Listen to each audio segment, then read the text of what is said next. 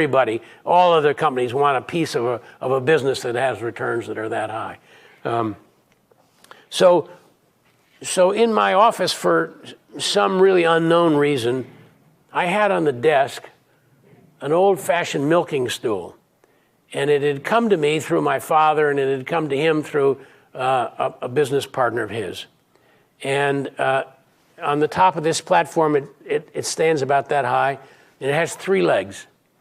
And the first 2 are in the front, and the third one is in the middle and the back, and they're splayed.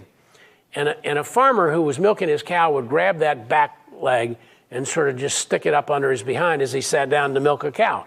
This was in the old days when they did it by hand. And so I was looking at that one day, and I thought, you know, that's actually a perfect construct for our notion about what makes a valuable investment. We call it the 3-legged stool. So if you looked at our material is resplendent with these 3-legged stools. And the first leg of that, and we just use this as a shorthand version, a construct to help us think in very simple terms about how you find these great investments. So the first leg is this issue of a high return business, an exceptional business. MasterCard is an exceptional business. The average business earns, call it 8% after tax on earnings, and MasterCard earns 34%. That's exceptional. I mean, even if the average were 10% would be exceptional. But I mean, MasterCard's 34%. My God, it's really incredible. So the first leg of the stool that we talk about is the quality of the business enterprise. And we spend a lot of time going down this road that we call, what's the essence of this business? What is it about the business that's causing this unbelievable rates of return to occur? The second leg of the stool then goes into the operations. It has to do with the people who run the business.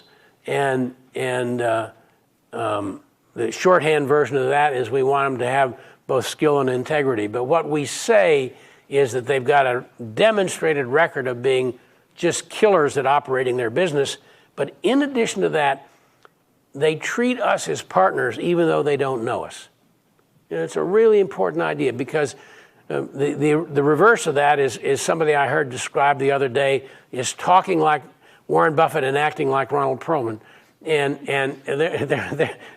there are people out there, and you'll find them, you'll run across them, who do whatever they can to make sure that public shareholders don't get their fair share. And we don't want that. We want the same thing happens at the company level to happen at the per share level. And that these are wonderfully skilled operators as well. So first leg is the quality of the business. The second leg is really the quality of the people who run the business.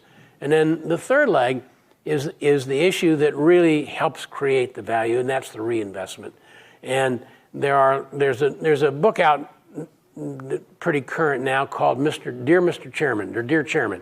And it's about activists and companies and trying to change the behavior of companies typically because of their reinvestment histories. And if a business has a great high return on the owner's capital, we would love for them to be able to take all the free cash they generate and put it back into that business to continue to earn those high rates of return. It's way more efficient than paying us a dividend.